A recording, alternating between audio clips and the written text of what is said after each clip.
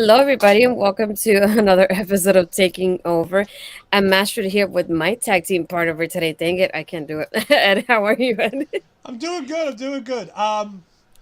Full disclosure: Astrid's running the show tonight because I wasn't able to take notes for the first hour of the show because I was driving. I watched the entire first hour, but I was driving, so I couldn't take notes. Sure, sure. Just excuses. That's all I'm hearing right now.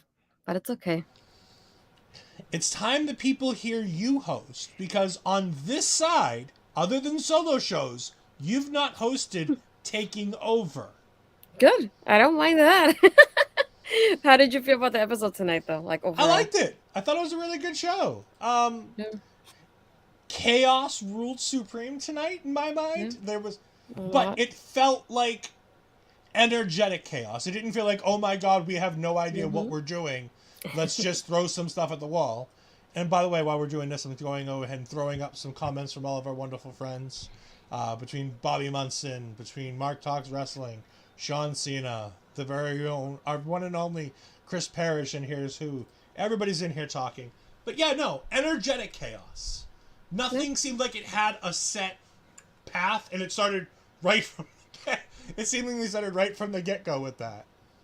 Yeah, very true. I missed the first like 2, 3 minutes of how it started, so I already came in watching the ladies' match. I missed the entrances. I think they had a So segment with the masked hacker. I think there was some kind of like mini okay, so vignette like or something the beforehand. But then they recapped the women's tournament, and then they showed us yeah. what happened last week, and then boom, right into Cora Jade versus Fallon Henley.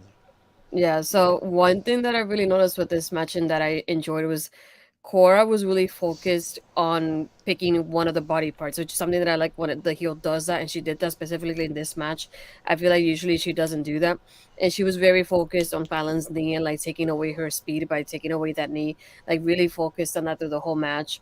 I liked when that part of like when you think that Fallon's getting that momentum, Cora being the heel that she is, she rolls out of the ring so Fallon cannot pin her when she should. But overall, I enjoyed the match. I just felt like it was one of the matches that was short because I noticed by the time it was over, it was 8:08. So I thought between the way it started and the entrances, it was obviously less than 10 minutes. So I thought it was surprising for like an opener match for a match of the tournament. Did you feel anything like sort of thing with the timing of it? No, I knew it was short. I knew it didn't take long, but I think they did a really good job telling a very bait because they're not coming back to this. This Yeah. isn't a story we're running back to. It doesn't have to be a 20-minute classic. Because honestly, I don't. No offense, I don't think these girls are capable of a 20-minute classic. They can have a fine wrestling match like they did tonight. Yeah. They went 5, 6 minutes. They had a good match. Didn't seem like there was anything out of place. Everything seemed to flow. Fallon and Cora, ironically, had pretty good chemistry. Yeah.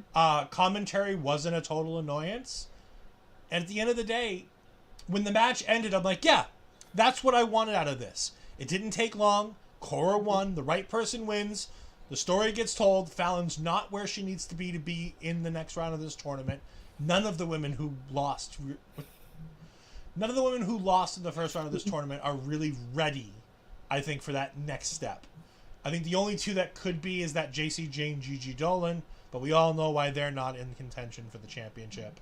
Yeah. So I think it makes a whole lot more sense. Sean Cena jumping in saying the official time for Cora was 5 minutes 5. Honestly, It felt longer though. it didn't feel bad. At the end of this, I didn't feel like, oh, they got squeezed. Oh, they didn't have Yeah. time. We talked last week about how the matches felt quick, how the matches Mm-hmm. didn't feel long enough. This felt just right. Yeah. They got in, they did a good thing, and they got out. They didn't ruin it by trying to make it go too long. They didn't try to make them do anything that they can't do. Hmm. Sometimes you just got to know your talent, and HBK is starting to learn his talent. Barry Monkey jumping in saying, this is the first time I've seen Cora wrestle well. I enjoyed the match. Cora's not a Yeah. bad wrestler. She's a very young wrestler. Like, they Hmm. push her like she's more experienced than she is. She's Yeah. as experienced as most of the rest of that crew. She's not, Hmm. you know, a Roxanne Perez who's been in this ring for, the better part of 4 or 5 years. I also found out today while trying to get renders for Roxanne Perez. Did you know that Daga also helped train her at Reality of Wrestling? I did not Yeah. know Daga was down there training. Yeah, I noticed because I think for her Wikipedia says it if I'm not mistaken, which I was very surprised about. But yeah, Yeah, I did learn that part. I think that's interesting. I'd like to see more Mhm. of what he does in her offense. Because I think if you could get a little bit more lucha into Roxanne's offense, and we'll talk more about Roxanne later. But when I mentioned it now, I thought about it. I think that could be a nice step for her. That next step that she takes is getting a little lucha in, Mhm. and maybe that could just be as simple as having her work with Dragon Lee. Yeah. Like, you've got him there. Put Dragon Lee and Roxanne Perez in the ring. Bring in, Nathan Frazier. Bring in Noam Dar. There's a lot of these guys who do really good with moving around and high flying stuff like that. Bring in some of these guys and have them work with her. I think that would take her thing to the next level. With Cora Jade, I would do the exact opposite. I would start bringing in people like Gulak, people like Dempsey. Um, maybe get William Regal, standing in the corner and watching that match. I would get a lot of those people in to work with Cora, because I think tonight proved that she's getting closer to that level where she can Mhm. be that next star.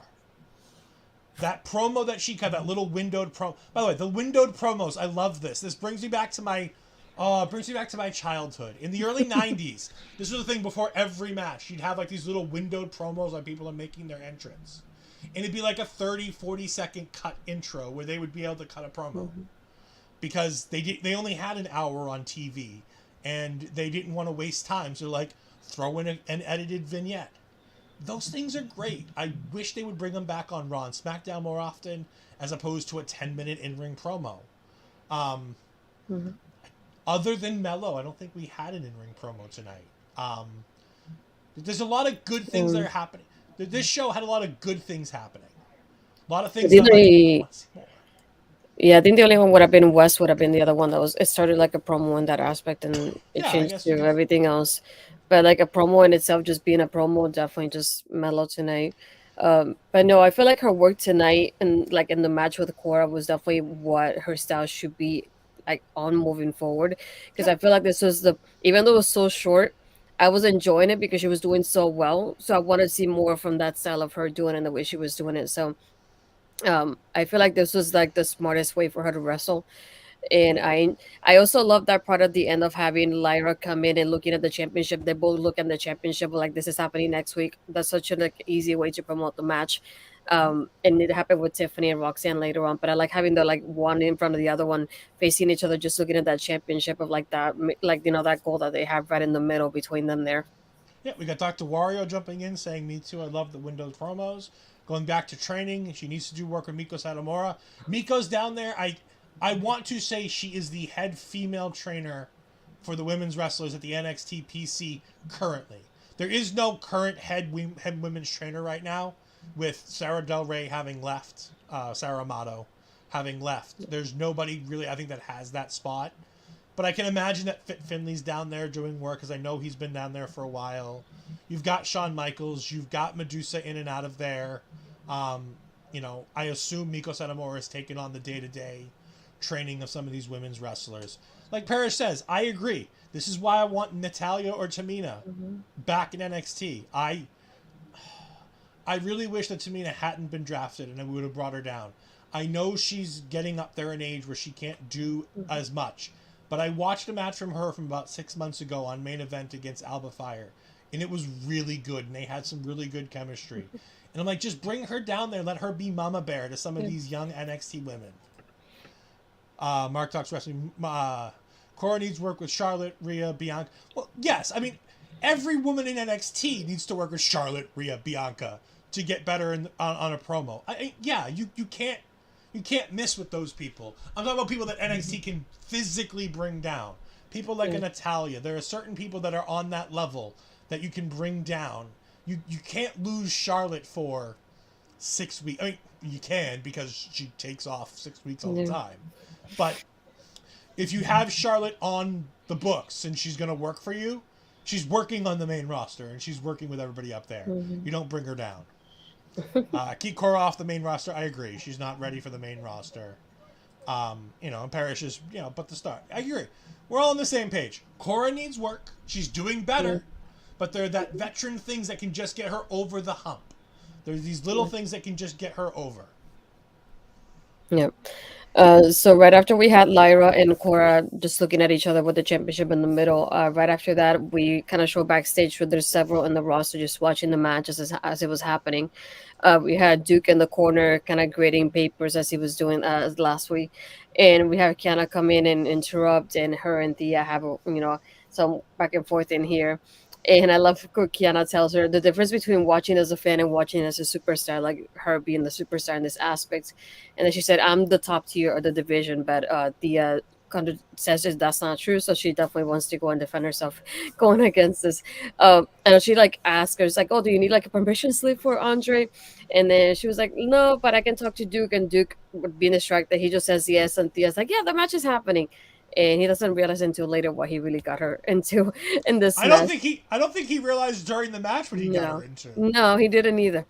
So I thought that was pretty funny, just seeing him in the corner grading those papers. Yeah, sure, kind of thing. And he was the only guy in the background, as this was all happening. So I thought that was funny as well. There's another great line in this where Tia challenges to a match, and Kiana's like, "Oh, great, a night off." And I'm just like, "That's great." This was fun. I don't like Thea Hale. We know, everybody knows I don't love Thea Hale. This was a good backstage segment. It gave us a reason to pay attention to Thea Hale. It gives Kiana another nice win to put her back on the level where apparently they think she is. Now, their opinion of where Kiana is and my opinion of where Kiana is are apparently two different things. That being said, with the current injuries, she's not wrong that she's in the top tier of this women's division. But to be fair, there are 3 or 4 at the very top, maybe 5.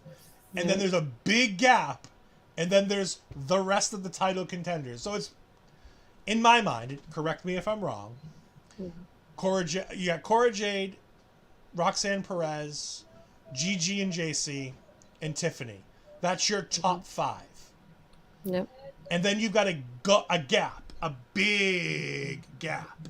Yep. And you've got Fallon and Nikita and Soul and Lyra,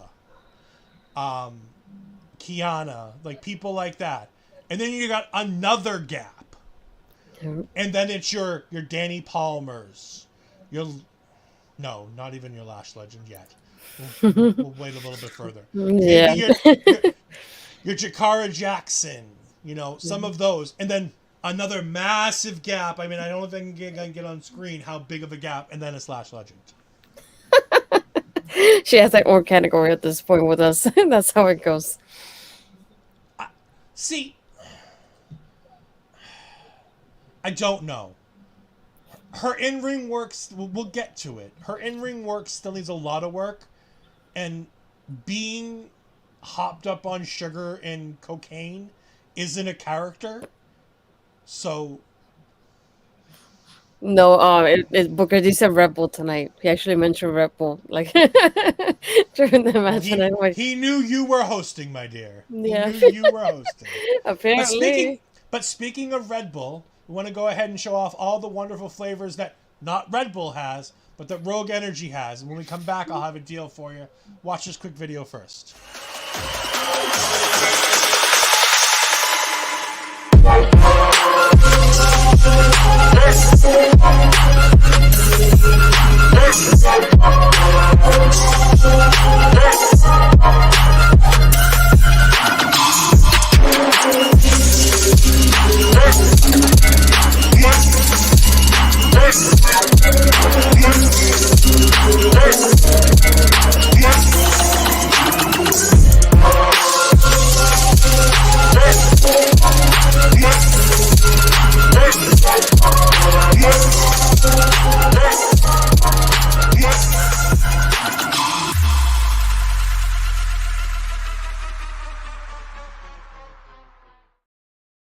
of course, Rogue Energy is the sponsor of this wonderful program and our wonderful network. So if you go ahead and go to rogueenergy.com or use the QR code right there below Astrid, you can go ahead and use the promo code OLEPODS to get 10% off your order. They have all kinds of fantastic flavors. Again, watermelon. I can't say enough how much I like the watermelon.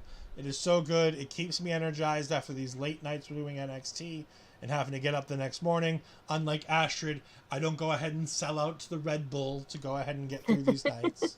But man, go ahead at rogueenergy.com. Use the promo code OLEPODS to get 10% off your order. Hello there, amazing. Thank you for joining us. Okay.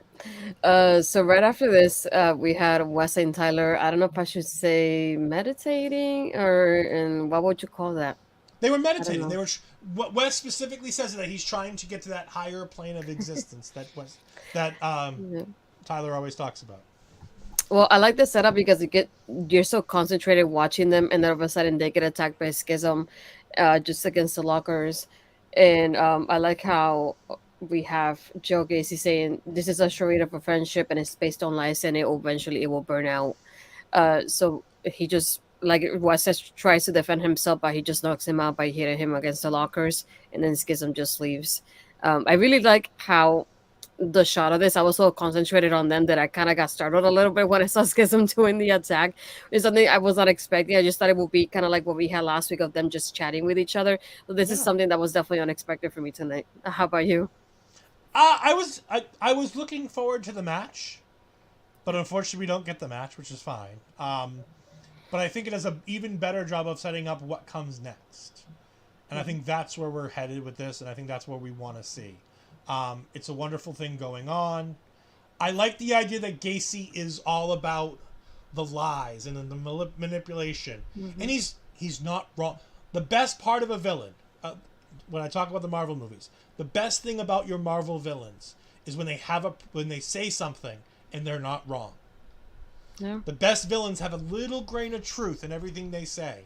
And we've been saying for how long since Tyler Bates showed up defending Chase U that we've been waiting for the heel turn, that there's something sketchy going on with this dude right now. And I love that we're getting into it and that we're getting closer to that. I'm very excited to see what comes of this. The Cardinals shaping up real good. Now I'm happy you're going. But I feel like more than anything with Tyler, I'm glad it was more of a little bit of a slow burn and with the turn. Like, I'm glad it didn't happen with Chase U, and it's like kind of little by little happening now because it's so nice to see it play it off on screen. We got Mark Talks Wrestling saying, I love this bit as it gets Zach Gibson attacking Tyler Bate, brings back progress in NXT UK. I wholeheartedly agree. Also, next week is Weston Tyler versus Schism in a Smoke and Mirrors match. By the way, I don't know if anybody caught this, but I happened to see a tweet about it, and I listened to the song, and it's there. In the song Kingdom, the woe at the beginning for Kingdom is because of Smoke and Mirrors. Oh, yeah, I don't remember that. From Cody's Dashing Cody Rhodes. Yeah. Downstate has actually said the woe for the Kingdom is a callback because they loved his work as Dashing Cody Rhodes. People forget how long these guys have been working with WWE, like in partnership. Zack Ryder's Radio was a Downstate song. The Miz still uses his Downstate awesome theme. Like, all of these things are Downstates. So I just love the fact that we're getting these little things like a Smoke and Mirrors. It's just great. Because somebody did say "whoa" tonight on the. I think it was in commentary. I think during one of the matches. Yeah, I didn't catch that one. But yeah. Bobby saying the villain may have a grain of truth, but it's also what makes me want to deliver them a knuckle sand. Agreed, but that's the joy of a good villain like Joe Gacy. He's sitting up there and he's not lying. He's like, look, I came at you and I attacked you, but I'm honest about what I'm doing. I'm a villain. I'm a bad guy. But we'll get to that when we get to it. I'm sorry. Yeah, I love that.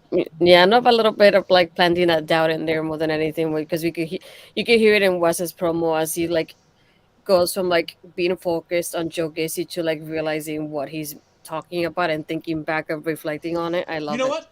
Let's just jump to that now, and then we can come back to the rest of the show because we're talking about it. We might as well. So, Wesley's pissed off. He was backstage, and he says, "You know what? I'm going to address this in the ring." And he storms out to the ring and he addresses it. And he calls out Joe Gacy. And Gacy comes out and he's like, hey, oh, all I have to do is ask? Cool. Me, you, Battlegrounds. Good, we're on, right? Mm-hmm. He's like, I'm the one who's coming at you straight. I'm the one who, you know I'm coming. You know where I'm coming from. I'm the villain. I'm not lying to you. And you have Ava selling the neck from something we'll talk about later.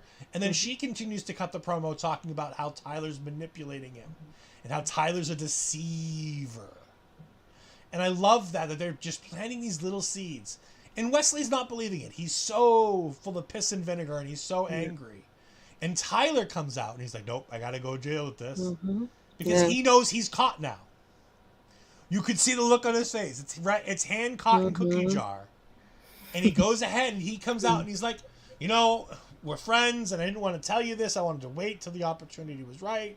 You need to beat up, I need to beat up Joe Gacy. And he's like, cool. Looks like Wesley goes, well, cool. Looks like Gacy's doing double duty. And Tyler's like, no. No double duty. Me, him, you, that championship. And you can see Wes go, oh, they were right. Yep. And he gives a quick glance and he looks back. And it's just, I love that little glance as he looks back up to Gacy. It's just so great. Gacy is such, that I have you and Bobby here. Joe Gacy is such a horror movie villain. He's not doing the creepy stuff that he was doing in the Braun stuff that made him super horror movie. But I love this. I don't want to say it's a cult leader, but it's definitely this maniacal, horror movie villain who knows what he's doing and he knows how to make all his puppets dance. Yeah. I mean, you're the horror movie expert here between you and Bobby. What do you think about all this? Not only that, but like I was saying, it's just like I love that part of like we have Wes coming in here. He's all fired up, ready to defend Tyler. So he comes in with this, kind of attitude in his mind of what this is what's happening. But I like how it keeps changing as he has a back and forth with Gacy. He comes in, and when Gacy goes, it's like, this is what Tyler wants. So it's like he's not being honest about it, and you can kind of see the wheels turning in his mind, and like how his attitude is like his demeanor is changing as the promo progresses. And I love having also that we have Tyler in the little corner coming for the medic room and kind of storming out, as like you're like, oh, he's coming out, he's gonna say something, and then having Tyler come in and say, oh no, it's like, I want to go against Gacy, and having like Westhoff going, yeah, so you're gonna go against him and I go against him, awesome. And it's like, we'll take him down together kind of thing. And then seeing that of like when he goes no, being like all three of us. And I like how he even Gacy says, break the news to the big strong liar, and that's what makes Tyler come out when they call him a liar. He tells him, Tyler's deceiving you. And he's like, I'm a sworn enemy face to face, or a friend that will stab you in the back like Tyler would have. But yeah, I love the back and forth they had in here, and just like the way that Wes realizes what's going on and have that back and forth of like he was right, and like I was deceived in that way, and based on like believing Tyler this whole time. That whole transition there from like the facial expressions to like the physical demeanor, I feel like it was brilliant from beginning to end. Yeah, it was a great segment. We're going to now backtrack a little bit and go back to the show. So we left off at Tia Hale. No, the beatdown backstage. Yeah. So after this is what we had. We had our champion arrive a few minutes late. Well, we'll forgive him this time around. We kind of gave Braun, crap for that before. So we had Trick Mello arrive, and on the way from going backstage up to the ring, they do see Gulak and Dempsey having a discussion with the referee. They look back, but they just ignore them and keep going. And they just call out Braun here. I did love one thing. I don't know if you noticed it. They actually, I don't know if didn't notice it before because I'm always doing back and forth with the notes. But I like how the nameplate for Carmelo said him at first, and then they changed it later to him as champion. I was like, I love the detailing there, even though like it changed like right after a second there. But he's calling out Braun, and just as he's calling him out, we have Dempsey and Gulak interrupt and say, you're not gonna disrespect us. You just walked in. If like as the show has started, you walk by us, you didn't even look at us, didn't acknowledge us, and we have the back and forth. It's like, well, we had our match canceled basically, so we're free to go against you guys tonight, and that's how this starts for like the match later on. I like the build up to this. So the moment they look back and they kept going, I was thinking, Yep, that's definitely their opponents for tonight. That's all I could think about once this was happening. But I liked the way they addressed them. I did like the funny part of like the crowd calling Dempsey Willy Wonka versus we had Ermelo coming in, with the nicknames that they had tonight. I think like that was brilliant as well. Yeah, I mean, Trick Mellow Gang is always a great promo. They come out. It was nice to see Gulak and Dempsey. I think it's a sign of things to come in the distant future, not the current near future, but the distant future for Charlie Dempsey, because I think he is a potential world champion, at least contender. I don't want to say he's going to win the title at some point, but I could see him challenging for the championship at some point. And I think it was good to see him in the ring with Mello. Those two styles are going to really, as we'll talk about later, they mesh really well because Mello likes to work with those guys who are a little bit slower, a little more ground based. And love him, hate him, say what you want about Gulak. Gulak goes in there and puts on a decent match with everybody he's in the ring with. There's a reason why he's with that company for so long. There's a reason why he's as respected as he is and why he's down in NXT. Helping people like Dempsey, helping people that he's been working with, beyond that, working with Hank, things like that. There's a lot of good stuff that Dempsey can do and that Gulak is going to help bring out of some of these young guys. And if anybody thinks that that Drew Gulak can't cut a promo because they haven't really let him, just go back to the cruiserweight, his cruiserweight championship run and when he was chasing the title, and look up the things about Drew Gulak's PowerPoint presentations. These things are gold mines on 205 Live. They are fantastic. This guy is a riot. Mark Talks Wrestling. Charlie Dempsey has something in the ring I love. I want more matches from him, but longer. I think he's still missing that it factor. He's got the in-ring talent. He's got the moves down, but he's missing that oomph that brings it all together. Mm-hmm. Yeah. And we'll talk about it again. We'll talk about it later in that match. But Name Redacted had that same feeling. He was a great ground and pound guy, but he had that extra little bit of charisma to bring it out and to bring out the greatness that was more than just a guy who had wrestling matches. He was boring, but he had that it factor in the ring that he was captivating in the match. And I don't think Dempsey's there yet. He needs that captivation factor because he's bland and plain. And like I said about the Creeds in the beginning, and I was right then, because they're great now, but that's because they have character and they have they've developed a sense of humor. Personality and a sense of humor. They aren't the same guys that started in Diamond Mine. So Dempsey needs that next level. Gulak is going to help him get to that next level, or they're going to realize fast that he can't. And if he's anything like his dad, he'll get there. Bobby jumping in saying, in all fairness, even Heidenreich doing poetry would be gold on 205. Like, we all shit on 205 Live, and we should. That being said, because WWE didn't care about it, that's the reason why you crap on it. If you watch 205 Live, most of the wrestling on that show was fantastic. The story between Mike Kanellis, Cuck storyline and everything else aside, him and Drake Maverick had great stories on 205 Live. The matches that you would get for the I understand it wasn't the fault of the talent. I agree it wasn't the fault of the talent. Because the things that Mustafa Ali did, the Cedric Alexander in his championship run, hell, even the stuff that was the end of that to the NXT reigns. When you're talking about Angel Garza, I saw a picture. He posted a picture of him and his dad today, and I saw it and I remembered Hector. Angel Garza and Leo Rush in that transition from 205 Live to NXT. There's so much good wrestling on 205 Live. And if you have Hulu in the States, it's still there and you can watch it. You can watch Buddy Murphy before he got jacked because he had to steal Rhea Ripley away from whoever else Rhea Ripley was with.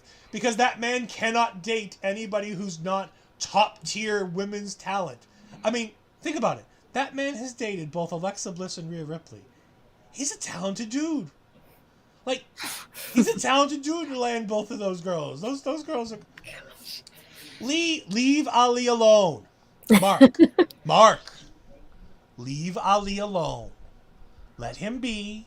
He's fantastic. Don't bury him like they did Ricochet. Triple H has finally got Ricochet out of the mothballs that Vince shoved him in that match that you want to have happen to Ali. We're not letting that happen to Ali. If you don't know what I'm talking about, go back and watch the Raw Watch Along. There you Right here on Ole. Astrid, what we got next? But after this one, we had Dijak. He was starting to cut a promo and like the whole dark room, but Dragunov interrupts him. The only thing, I don't know for some reason how it jumped from this to Dragunov being tied up. I don't know if you fill out the gap in that part because I missed Okay. that part. No. So you didn't miss anything. So there's multiple segments throughout the rest of the night. Yeah. And it's so Dijak is talking about how he can break a man. He wants to physically break Ilya. And Ilya's like, fine, I'll let you. Bad mark. Ilya's like, fine, try to break me. You can't break me. And so throughout the show, we'll go backstage, and it's Ilya being. They want to make it seem like he's chained up. I don't know if he was, but basically he's letting Dijak just beat the ever living crap out of him. And Dijak's getting tired beating the crap out of him. And every time Dijak thinks he has him down, Ilya's like, I want more. Yeah. I have a bad feeling that we're going to end up with this as a tag team. Like, I want the match first, and then we can have the tag team. But I think we need these guys as singles wrestlers. I think it's a bad idea to team them. But I could see the WWE idea of take these two guys together and basically Sheamus and Cesaro this thing. Like, I could see that working for the two of them. That being said, I think they're worth more to the company right now as single stars. I wonder if we do get that singles match for Battleground though, and then after that, kind of realize of like they kind of respect each other in that way, and then they're like, yeah, maybe we'll be better off. That Battleground card is getting awfully full after tonight, so I don't know if there's any room left. But Or trust maybe the me, week before. if there's room for that match on the pre-show, because I could see that being a pre-show match, I'm going to break a little bit of Kate, having Chris Dijak back in Boston, the guy's from Tingsboro, he's literally from up the road. He taught, literally, where I live, he helped teach girls volleyball down the street, literally 5 minutes away. Like, the dude is fantastic. He's a local hero. I would love to see him on this show. I don't think we're going to get it because that card is building fast and loose. And I don't think you can have both Dijak and Ilya and Gigi and JC on the same show. I think one has to give. And I have a bad feeling. I don't want to say a bad feeling. I have a bad feeling for my ability to see Ilya Dragunov wrestle live. That I'm going to get JC Jane versus Gigi Dolan. I'm excited to see Gigi Jane versus JC Dolan. No, flip that around. Gigi. Damn it. That. And right on cue, Oled, you're on fire. I'm thinking you may just have to have a party night, say Thursday. We'll talk more about that later, Bobby. I would love that as a tag team beat the hell out of each other first. I agree. It's Sheamus and Cesaro. Like, we've done this story before. It's fine. It works. But Melo's going to need challengers after Braun Breaker. As of right now, there's nobody. There's nobody currently at the top of the... Because you took JD McDonough, who I think would have been the perfect next guy. But he's on the main roster. You don't have... Thank God, you don't have Von Wagner, Zion Quinn, any... They're not there, but you know what I'm saying? Like, those I could also see as those could be also... No Waller either. Waller's gone, but Waller and Mello kind of did what they could and done it over with. But when you start looking down that card, either heel or face, because Dijak's a heel, Ilya's a face, but I can see face versus face, Ilya versus Mello. I can see Mello flopping back and forth depending what side of the fence he needs to go on. I think you need these guys as singles. I think that there's way more that they can do as singles competitors than they can do as a tag team. We could have a chain match between Ilya and Dijak. I really think whatever finish we get to this story, I think is going to happen on the episode after Battleground. And I think it's going to be our main event. Yeah. That's the feeling I get, is that our post Battlegrounds main event is going to be Dijak versus Ilja in some kind of crazy match. Yeah.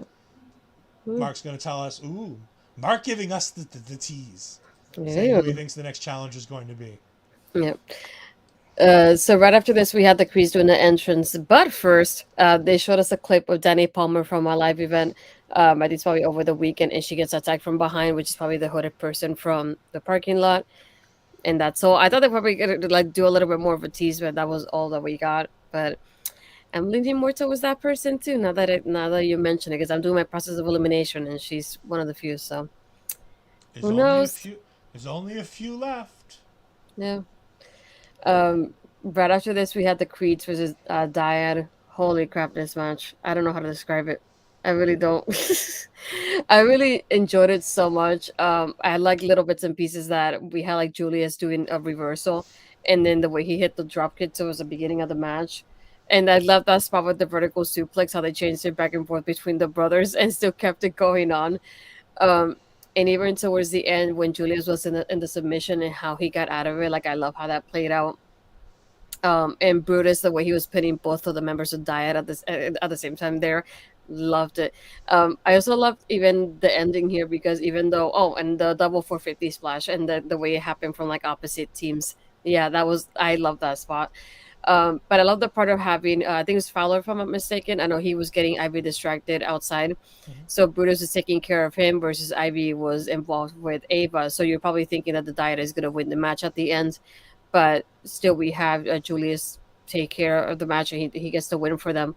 And we had Ivy celebrating with them. It just, the distraction itself made me think that Zaya was going to win the match, but at the end we had the Creeds win it. And it just, like, this match, I just loved it from beginning to end. Did you feel like the same way? Yeah.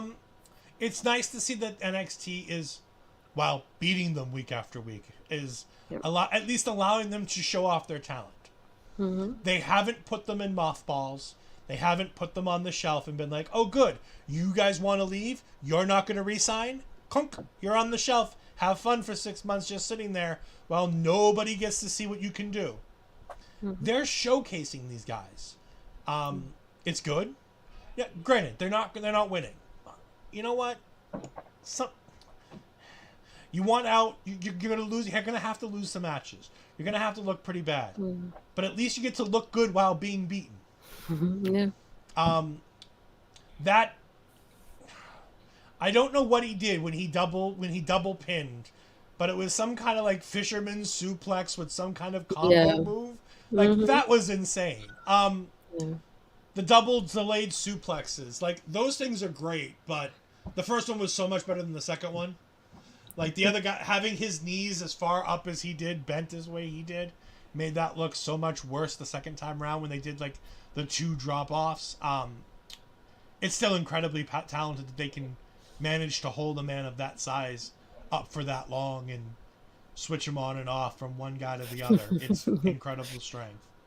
The Creeds are better and better every week. And again, Yeah. I have no problem saying I was wrong about the Creeds. I was right, but I was wrong. Because the Creeds that we saw in the beginning that I said weren't going to get over were never going to get over the way they were. They developed a personality, which is what I said they had to do. They developed charisma, which I said they had to do. They're funny. They can cut a promo. They can be serious. They can joke around. They can put Ivy on their shoulders and do all the Ivy. Like they've checking all the boxes now. They're doing all the things they need to do. Booker T said it right. The Creeds are future World Tag Team Champions in the wings. And I'm not talking about NXT Tag Team Champions. I'm talking Raw, SmackDown, undisputed Tag Team Champions. And I could see it within the next year and a half. I don't think these guys need to wait until we get to another draft. I think they can get called up sooner. This match was great. There was a whole bunch of good stuff. Mm-hmm. I want to see a Halloween episode where we have Brutus in green spray paint. I'm just saying. Make the connections if you will, but I think he needs some green spray paint at some point. They had boring strong. They were boring strong in the beginning. I agree. But they've gotten better. They've learned how to do it. They've learned how to transition. All Astrid sees is the wonderful many pecs and Well, biceps and what are they? What I don't have a six pack. What are those called? Abs. Those are abs. I have a keg. I don't have a six pack. I have a keg.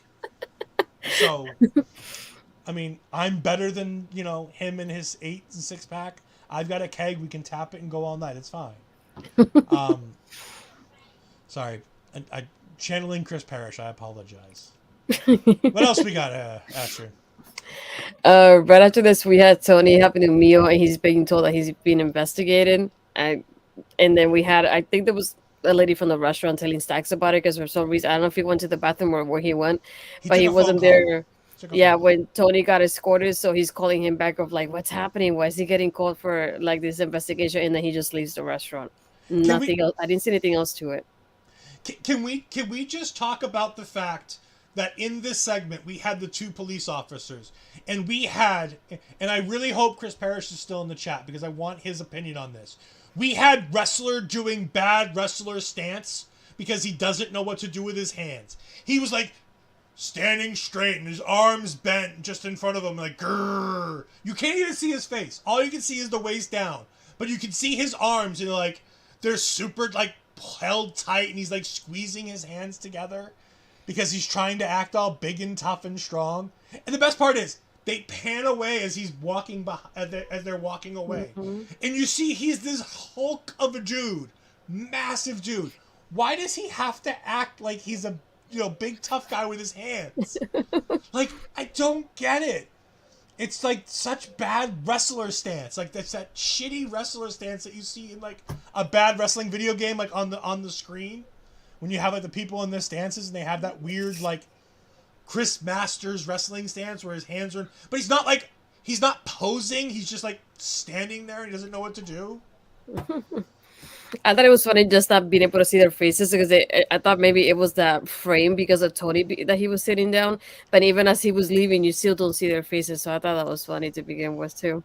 Barry Monkey says hopefully the police charge Mr. Terrible Italian stereotype and he gets at least 5 years, potentially 10. I mean, I'll be honest. I was dead wrong with Tony D'Angelo. Like when we were doing back in the day when we were doing NXT 2.0 when it first debuted and they put that first Tony D'Angelo, I shit all over that shit. I thought it was the dumbest thing in the world. I wholeheartedly apologize. Tony D'Angelo is fantastic. This was good. I mean, again, it's kind of bare bones and basic, but it's fine. Fine. It's fine. Right after this, we had Noam Dar making like he's walking backstage to do the Supernova sessions, which is with Dragon Lee. Um, he just starts more than anything when he's sitting down, opening the book of like, I need a book that it's a Spanish book because you speak mostly Spanish. I was like, but we heard him had to do promos in English, so that part to me it was just I know why, but it was dumb to see that anyway. Um, I like having Dragon Lee just saying, "Look, I'm proud to be Mexican and be a second generation wrestler, but I still like want to take you on for the cup." And like for me, it was random having like not random, but like the timing of it, having Nathan come out when he did, and Nathan just saying, the cup has to be defended like a championship, so you have to defend that cup. So basically, why not do it against Dragon Lee? I thought he was gonna add himself to the match as well, but that's what I was thinking of it would happen at that time, but it didn't. I love the part of like he said, oh, maybe you should get Alicia Fox and give her a phone call because maybe she'll take you back. And I was like, the timing of this, it was amazing. But I think it's entertaining at least in this part. Yeah, the Supernova session was a lot better than it could have been.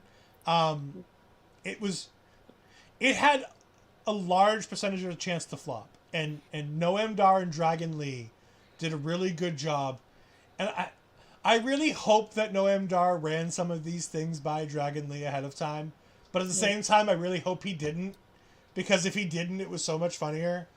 Like Noam Dar pretending he can't, like a worldwide superstar like Noam Dar pretending he can't speak Spanish is one of the funniest things in the world. And I'm not even talking about like hard Spanish.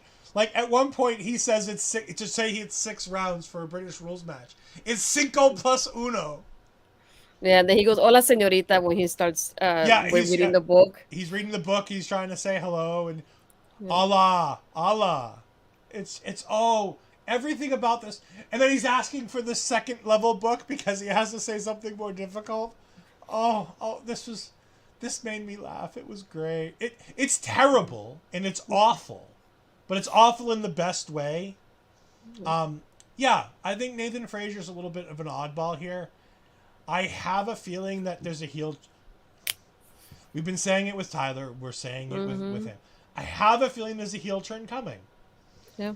I've been Let's see. feeling heel turn from Nathan Frazier ever since he said that he had that revelation to do something different. I've had a feeling he was going to turn heel. Mm-hmm. Um, but so far so good. Mark Talks Wrestling saying love Noam being Noam. Yeah, he was great here. Dragon Lee playing the straight guy was great. Being like, no, I speak English. We're fine. And it being reiterated by Nathan Frazier later that, yeah, no, he's been speaking English for 2 months. You're good. He can speak English. Um, it's great. It's fun.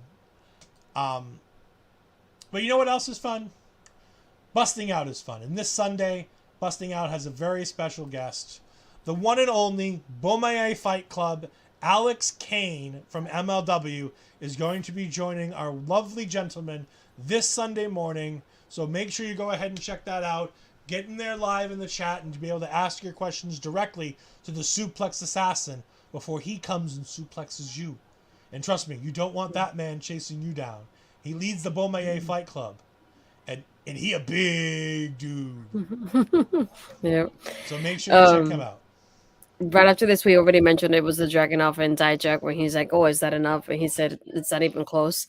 Right after this, I figured you would like to talk about your guy Mello. So it was the Trick Mello versus Dempsey and Gulag. So do Yeah, the honors and talk about your this was person. this was great. I mean, there's not a lot to talk about Mello here. Like I want to talk about Mello, but there's not a lot of Mello to talk about in this match because obviously selling the injury, they're letting Trick do a lot of the wrestling. And again, unlike last week where it's like, oh, Braun Breaker's in there, we don't know how this is going to go. This is Drew Gulak and Charlie Dempsey. Trick Williams is in there with two of the safest and most talented dudes Mm-hmm. in NXT from an in-ring perspective. Like I said, Charlie Dempsey's missing that it factor. Yes, but in ring, he's going to make Trick look like $1,000,000, and they Oh, did. yes. Trick Mm-hmm. was really good working with Dempsey in this match. There was a little bit of him and Gulak. I liked how they had Gulak in with Mello. I think Mello might actually be carrying a small injury because they had him in there very little, Mm-hmm. and they had him in there specifically with mostly Gulak until the very end where he hits the Mello don't where he hits the um, what is his finisher called? I know they say that Mello don't miss, but I know it has a name, and I can't for the life of me think of the name. The diving leg drop. It's fantastic. Mm-hmm. But it's a good match. It's nothing to write home about. It's not the greatest thing that's on the show. But it's a good thing. It put Charlie Dempsey in with Trick, and it put Charlie Dempsey in with Mello, and he felt like he belonged, and that's good. Because, like I said, going down the line, if Mello holds his title for 6 months, 8 months, I'd like to see a program with Charlie Dempsey. I think this can be revisited at some point, and I wouldn't be upset about it. I think there's a chance. But like I said, Dempsey needs a little bit of oomph. He just needs Mm-hmm. that extra little bit. He's just a little too bland for my liking. Like Duke Hudson. He's a little bit too bland. Now, Grant, I'm not talking about Duke Hudson now. I'm talking about Duke Hudson 2 years ago when he was working against Cameron Grimes and he was playing poker and being a poker player. That Mm-hmm. Duke Hudson was bland and needed Yeah, that something. was terrible. And they found it. Mm-hmm. Pairing him with Chase U and giving him that thing and having him paired with Index. Now, granted, we didn't love Duke and Persia. Persia. I was trying to think of what her name is now. And for Steph life, Delander. yes. She's getting in all kinds of trouble online, apparently. Oh, God forbid somebody takes a photo and you don't credit them. God forbid. Mark's coming in. Like I said, I'm not running down Dempsey. He's young, he's got work to do, and he's got a dad who can teach him. Like, it's not the end of the world. This guy's gonna be fine. They're in developmental for a reason. But like, Mm-hmm. I'm excited to see what comes next from him. I'm not writing him off like he has to go away. We'll save that for some other people. There was one that, well, we already saw her, Lyra Valkyria. She can go away. Jeez. They're amazing. I feel like Charlie has some. Agreed. I think Charlie has a lot of Mm-hmm. potential. But again, he's missing that it factor. Mm-hmm. You know who he reminds me of? A young Bobby Roode. They wrestled two different styles, but you remember that you watched a lot of Impact at that time. You remember Team Canada Bobby Roode.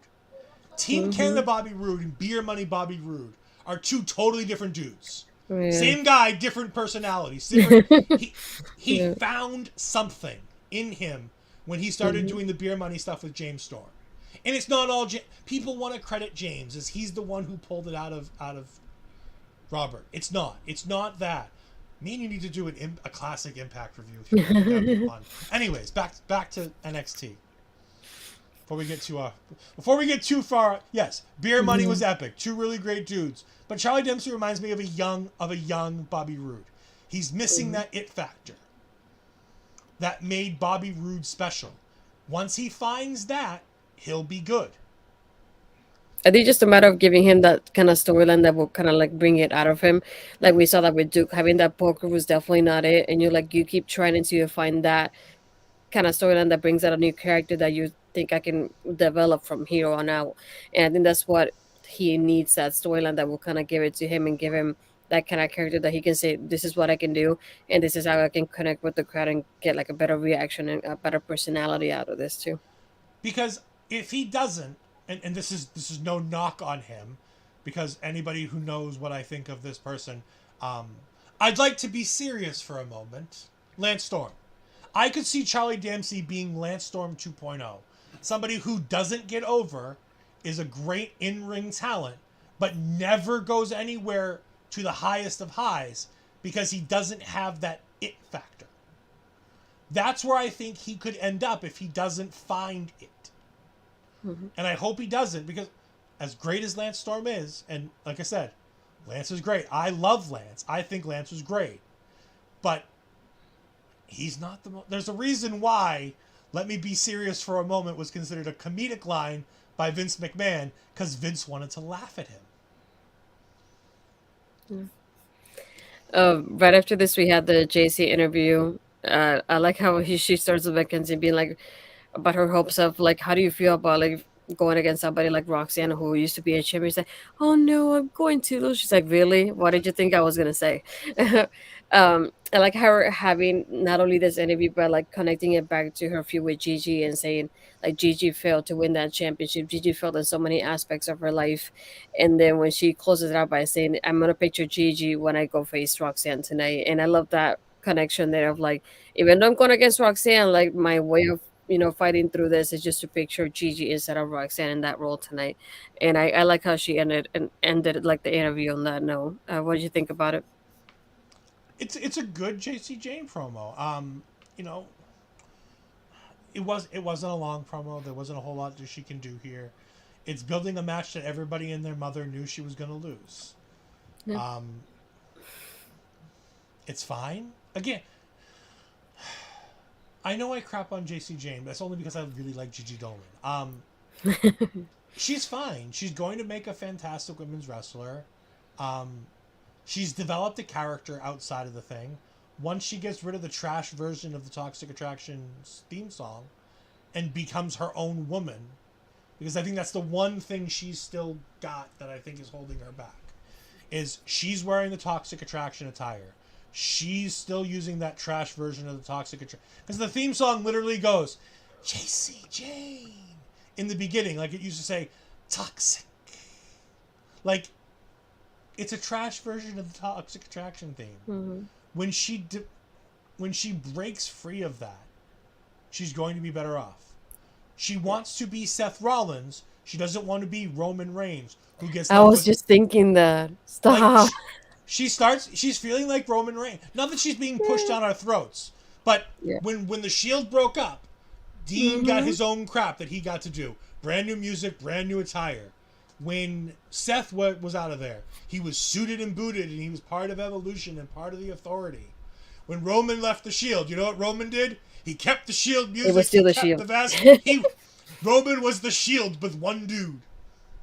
I was just literally thinking this reminds me so much when the Shield broke up and Roman was still the Shield with no shield, and like No, having the same attire, same things, same everything, and then people were just like at the point of like, how come you're the only one sticking to this? And that's why I'm glad he had that character change because it felt like it was needed at the time for him to have like new theme song and a new attitude and a new kind of look to him because he wasn't wearing the same attire as usual. So I feel like this is exactly what she needs to.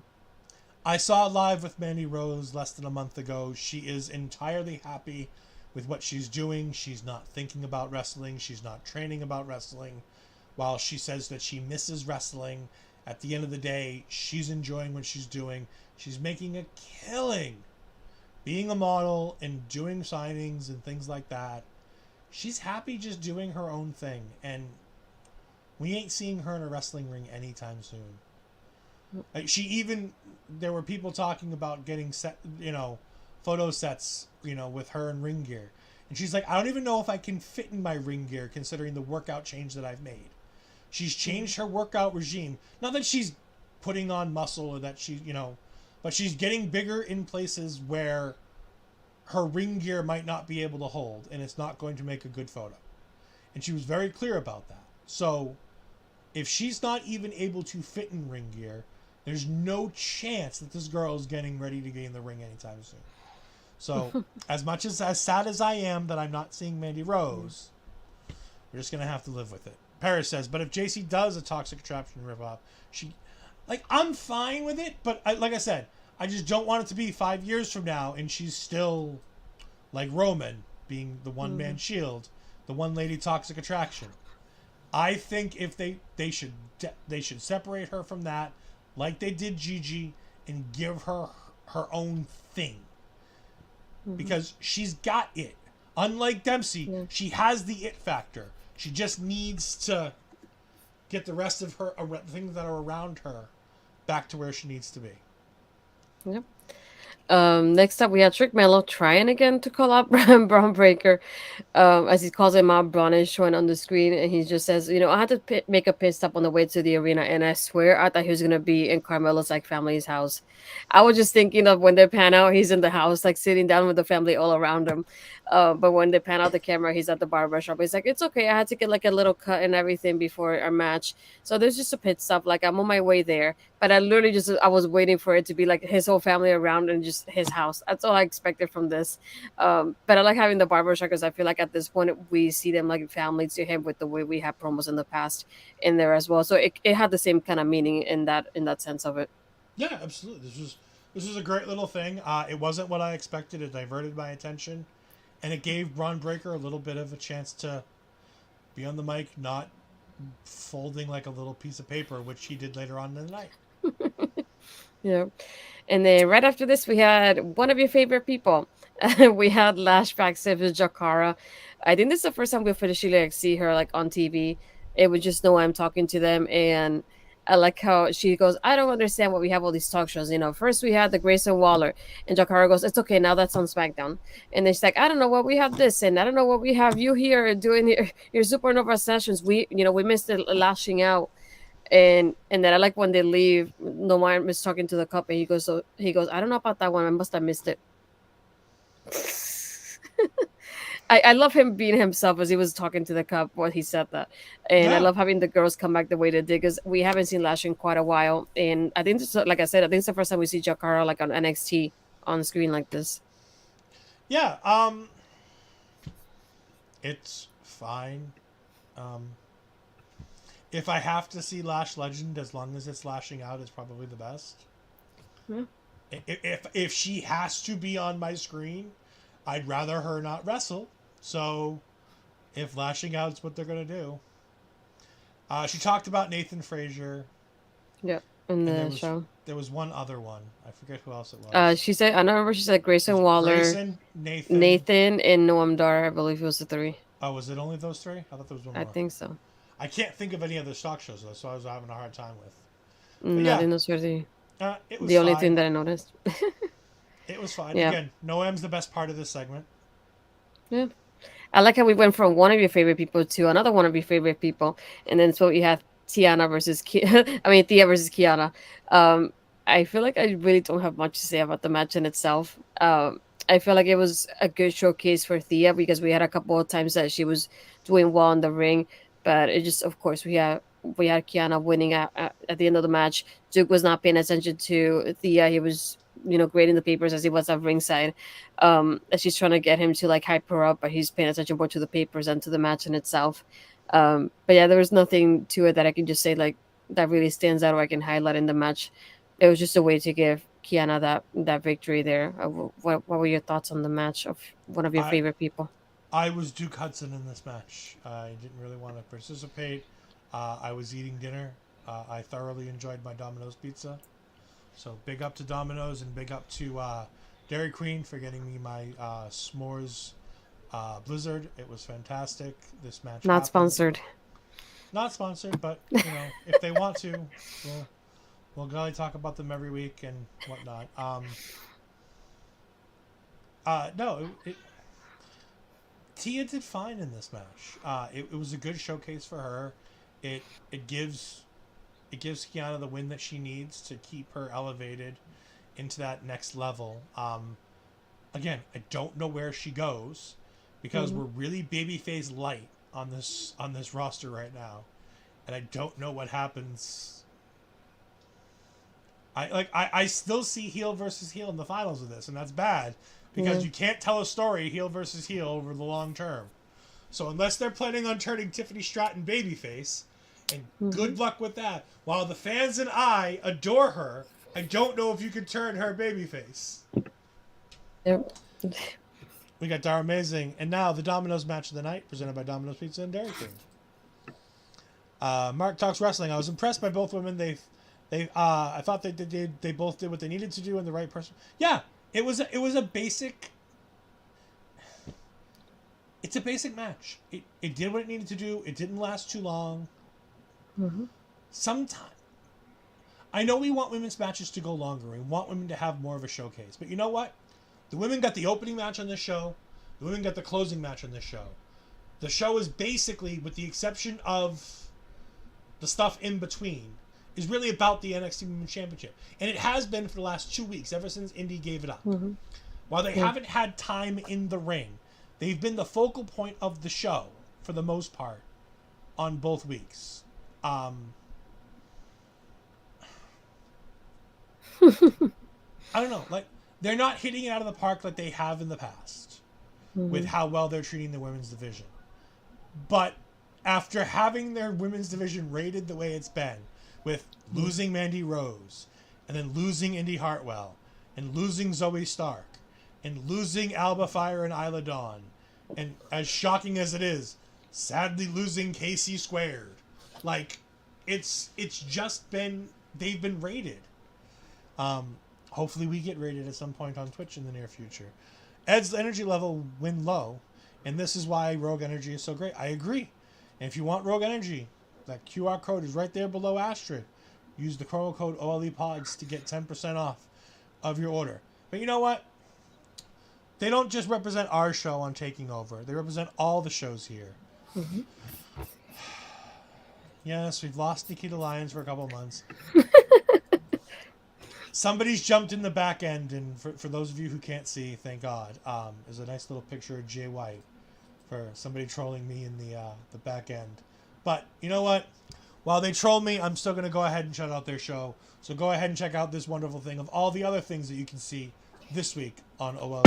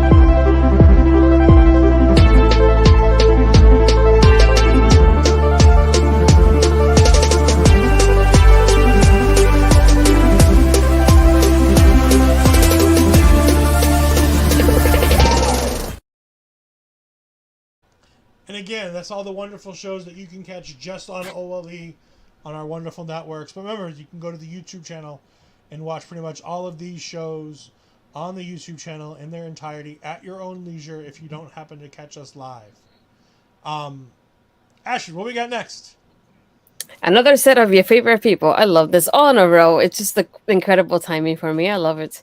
You had Hank and Tank backstage. Tank is just showing up that he has a new tooth after what happened last week. I forgot this And happened. I love how I reminded you of by just saying it was your favorite person. But we had JBBJ arrive and just tell him, it's like, oh, we beat each other up and he brought us closer, something that we needed in our relationship as a tag team. So maybe you need a little bit of something of that. So Tank goes, maybe we should do it. Maybe we should just, make it happen next week. And then Hank is just looking at me like, what do you mean? And he goes, we should just go against each other. And like, I feel like it will help our strengthen like our, us as a tag team and our bonding experience and us as a team moving forward. So he's like, how about we do it one-on-one next week? I just thought it was funny, especially seeing him. He's like, oh, we're not gonna be winning any tag team championships because of our looks, is what I think told him about all things. But no, I like how this is a fun tag team, just like JBBJ, just starting in that aspect and getting that foundation there. I thought it was pretty funny though. So, as with some things, it's always, people are wondering. Like, Yeah. I don't understand why people think I have these terrible hard reactions. They're trying to win me over. I still hate them. I still don't like them. They're working hard at it. I like Tank a lot more than I like Hank. But then again, I don't like Hank at all. So liking Tank at all is a little bit better of a thing. Yeah, it will be a match. Hopefully it's a no contest, and hopefully the guys disappear and throw themselves off the pier that Tony D'Angelo throws everybody else into, that they never come back again. I just don't. It is what it is. I don't. It'll be fine. It'll waste some time. You have to understand, next week's show is me physically checking out as I'm just waiting to get to Sunday. Because I'll be days away from Battlegrounds. And I'm not going to give two shits what's on next week's show. As long as Tiffany wins next week, I don't care about anything else on next week's show. If she loses, I am not going to be a happy camper. It's not going to be threatening levels of, quitting the show and potentially putting on a mask like it was in another show before when I thought Lash Legend might win a tournament. For those of you who don't remember the breakout tournament where I threatened to quit if Lash Legend won. And on cue, the person in the backstage has made themselves Lash Legend. Oh, they're on point tonight. Anyways, after Hank and Tank, this was, I believe, the Roxanne promo, right? No, this is when we first got the recap of the Tyler West attack and everything in the trainer's room. Wes is gonna get interviewed by Mackenzie. He's like, I know we had a great relationship, but I want to like speak my mind in the ring. So he just goes out to do his promo. But right after that, we get the Davakato video package of him going like, "Oh, basically, I didn't get called up, but I still have so much to accomplish here and so many people to, go against him face." So I like that that video package is reminding us that he's still here. We still have more coming with him, even though he didn't called up and he got separated from Apollo Crews and the rivalry they had. But I feel like it's a good reminder of who he is and just you don't know what's coming next for him. Yeah, and then they showed us the cannon fodder that we're taking on Dabba-Kato going forward with Idris Elba and Malik Blade. Honestly, this is going to sound bad. I don't know which one was talking. I think it was Blade. I didn't take notes of who was talking. I was just mostly taking notes of who was there.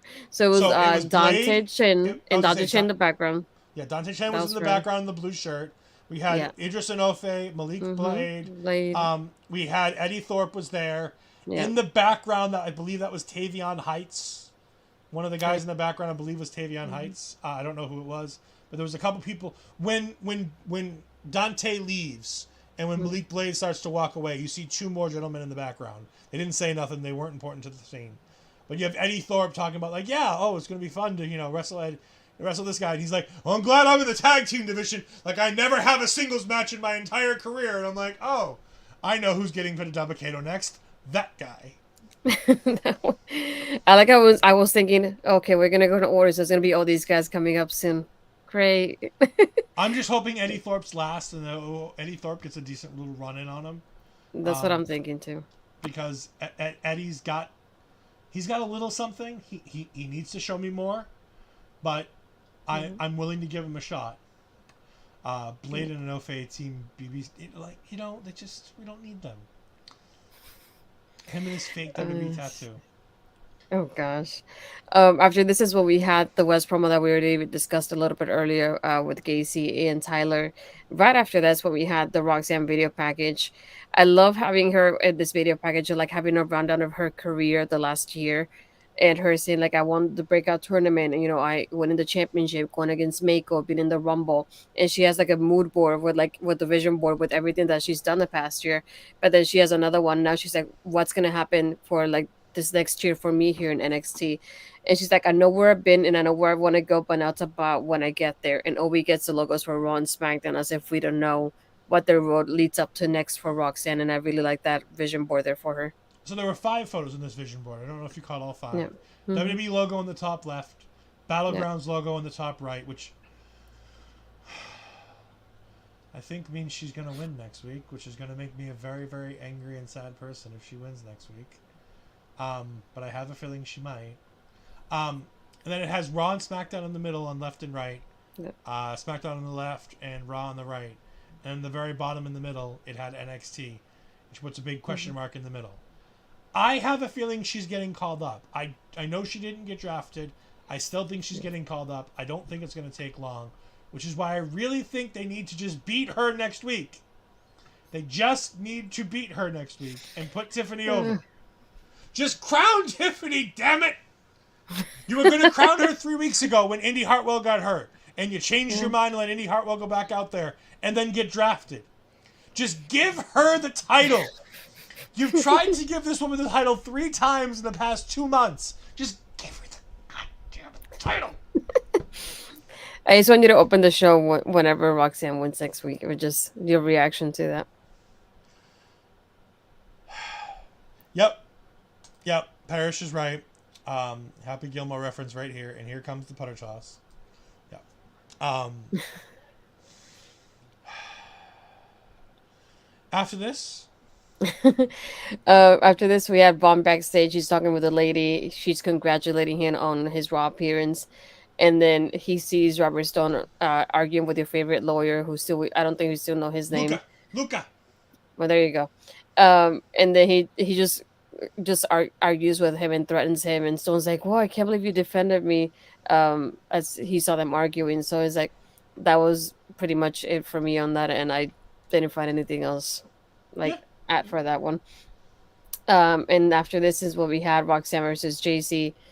Again, I enjoy the match. I'm glad I feel like it was a good timing for the match in itself. It was a good way to like start with JC being in control and then turning towards Roxanne having control. Yeah, I felt like there was nothing really, like I said, like it stood out to me. I feel like it was well balanced between both girls on this match. And I love having that after Roxanne win. It's like similar to what happened at the beginning with Cora and Lyra. We had Tiffany and Roxanne just staring at both of the championship as the championship is standing in the middle between both of them. And as this is happening, all of a sudden we get Gigi attacking JC after the match happened out of nowhere, like very quickly. I feel like the difference between this, I feel like I was so confused at first with the timing of this because right after that we get Trick Mello coming into the ring, and I kept thinking, did my stream just rewind? Because I feel like everything happened like almost at the same time, but nobody was there because when Trick Mello came out, the girls were nowhere to be seen. So I think like the timing of it was super strange to me. Did you feel similar to that too? Yeah, the girls just pulled the disappearing act, and it was great. I have no idea where or how they got out of there, but they really did on a live show. It's really impressive the way they got out of there. This was fun. Let's get back to the match first to start there. Again, a little shorter than what people would probably want. Wasn't the longest match in the world, but told the story from A to Z.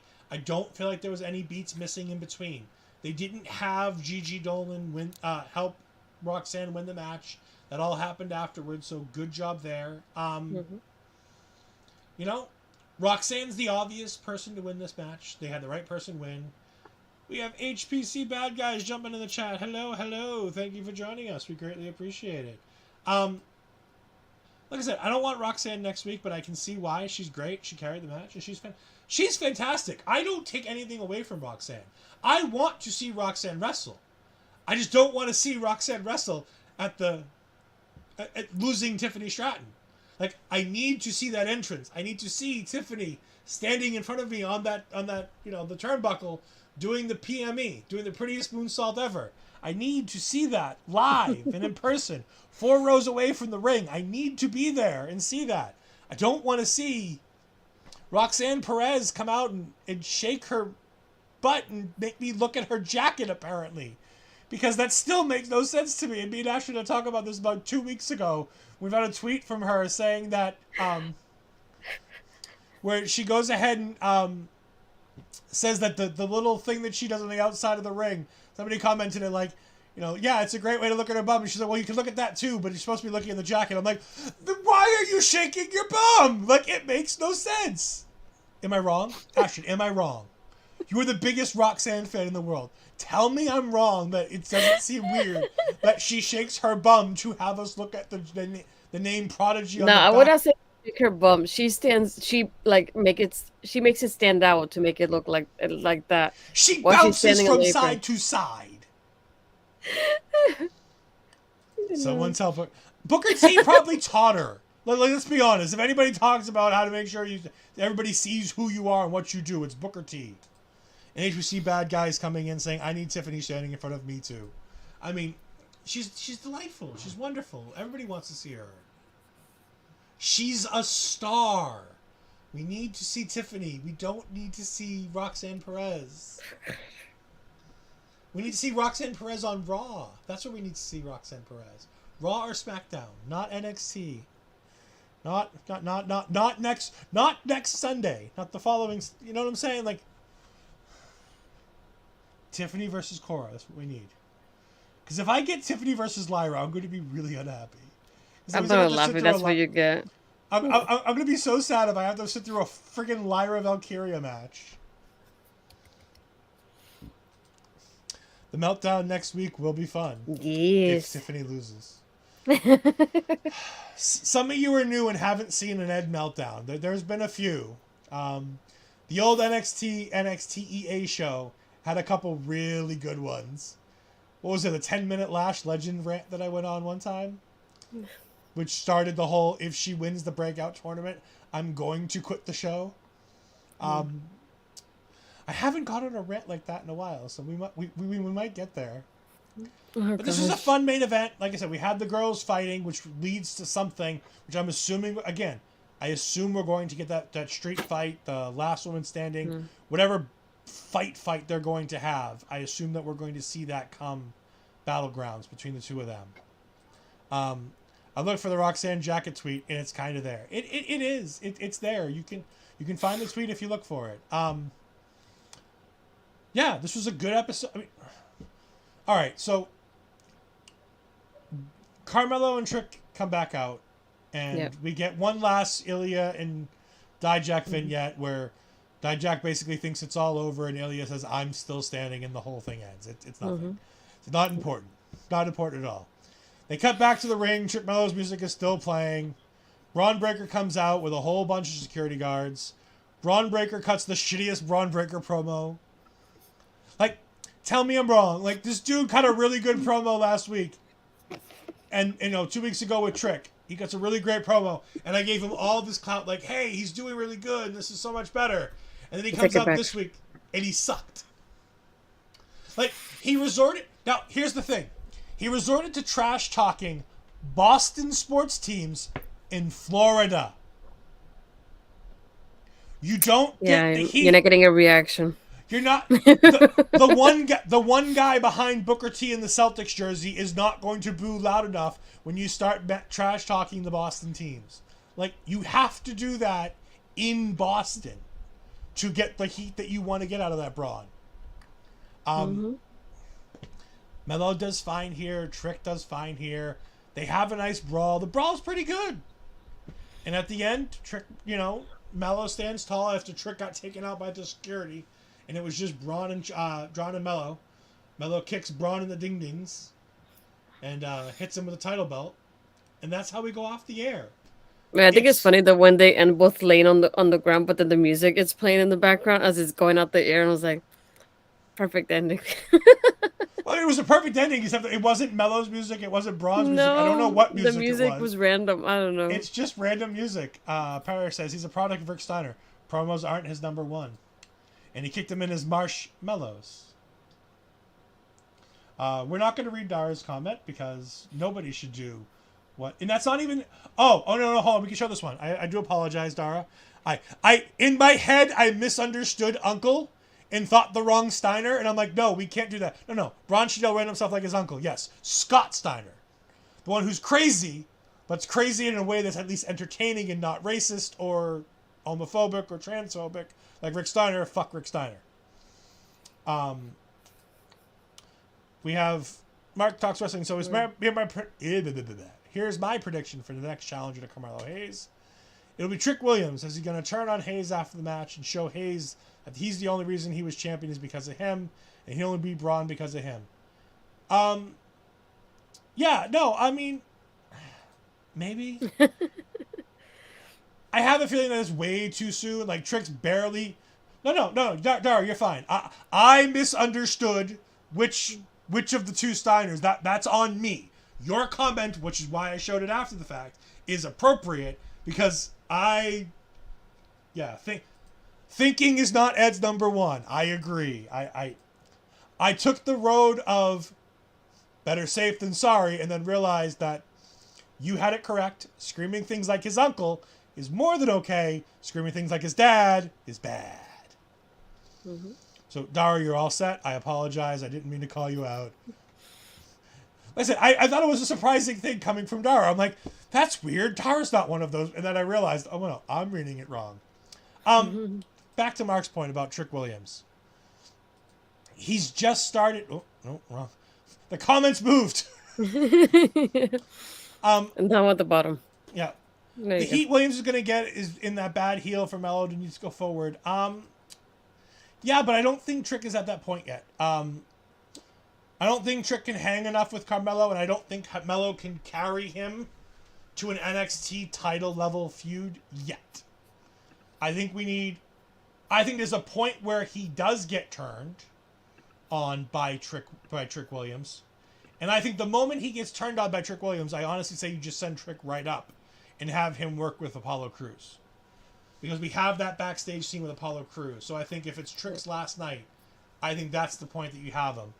Because Trick's really never helped Mello win and retain, to an extent, he's never really helped him win and retain championships. Mello wins clean 60% of the time. And to be honest, for champions, that's pretty good, especially when you look at Roman Reigns. I don't know when the last time he won clean was. So it's been a while.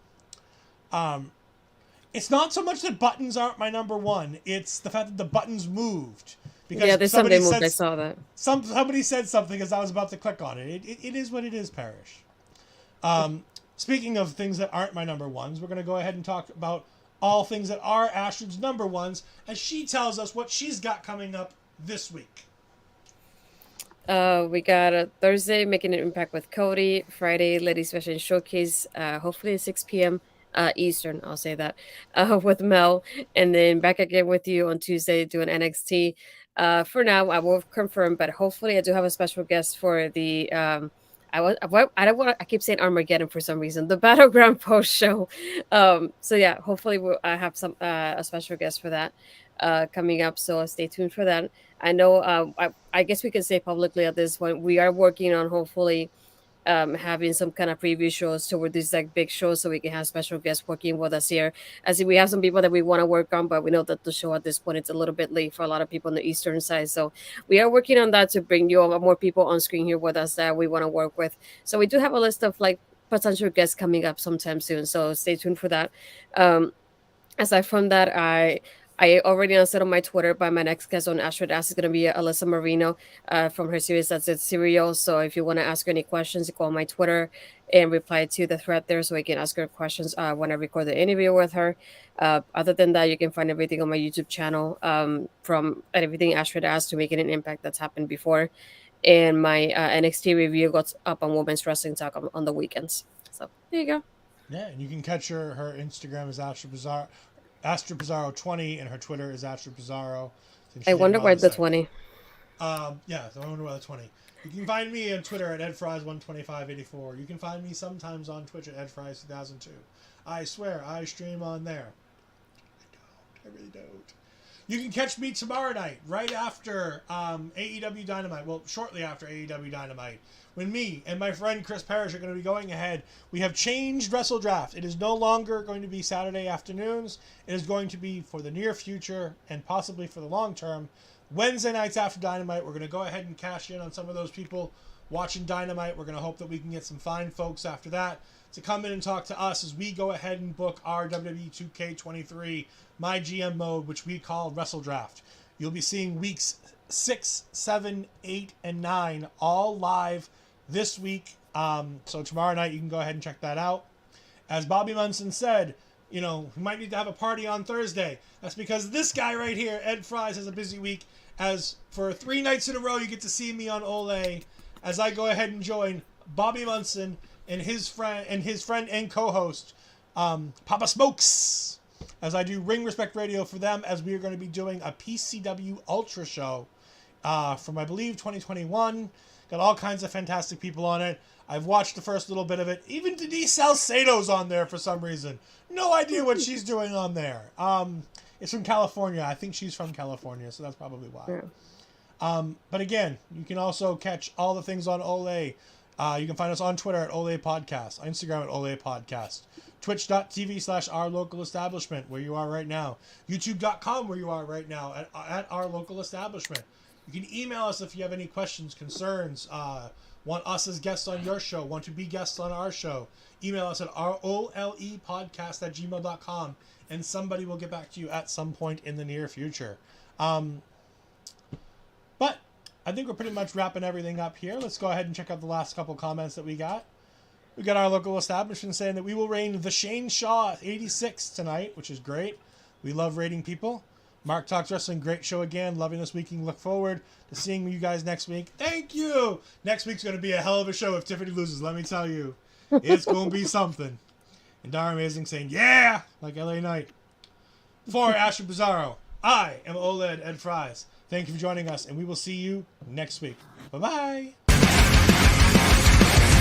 Everyone is watching me when I'm coming